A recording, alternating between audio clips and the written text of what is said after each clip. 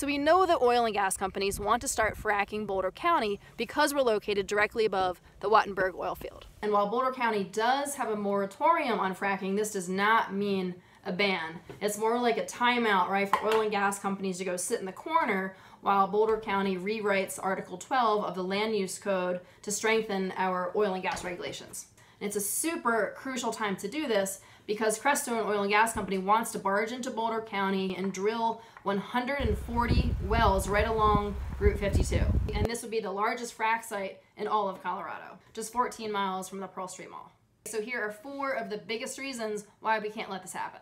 Boulder pretty much always looks perfect and amazing, right? But in fact, we have an F rating for air quality per the American Lung Association because of the high level of ozone or smog in our air. And smog can come from cars and gas stations and also oil and gas production.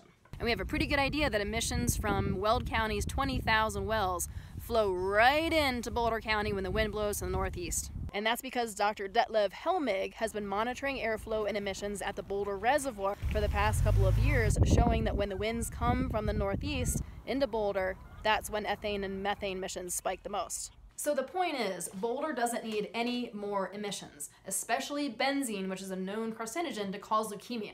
Yet these purple blobs here show that emissions from Crestone's proposed 140 wells could result in unsafe benzene levels up to 1,000 feet within distance of homes and a tree nursery and horse farms.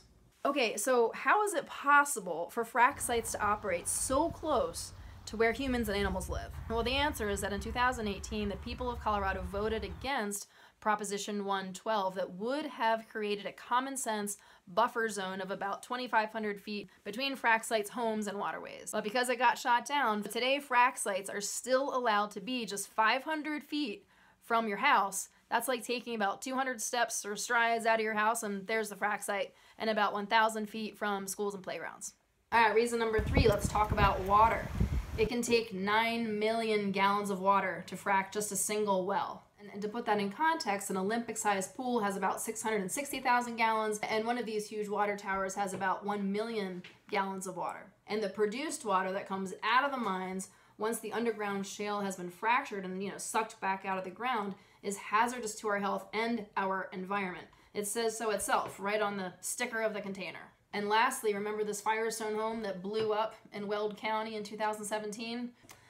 It killed Erin Martinez's 42-year-old husband and her brother and severely burned Erin. And it blew up because gas was leaking into their home from a severed underground gas pipeline that was attached to a dormant oil and gas well. So yes, the COGCC just issued in March an $18.25 million penalty against the Occidental Company for this terrible event. And yes, the public is about to gain access to flow line maps for the first time, showing where these flow lines exist under their homes. But really, the exact same threat exists today for any home on top of a flow line where the integrity of the flow line has not been tested yet.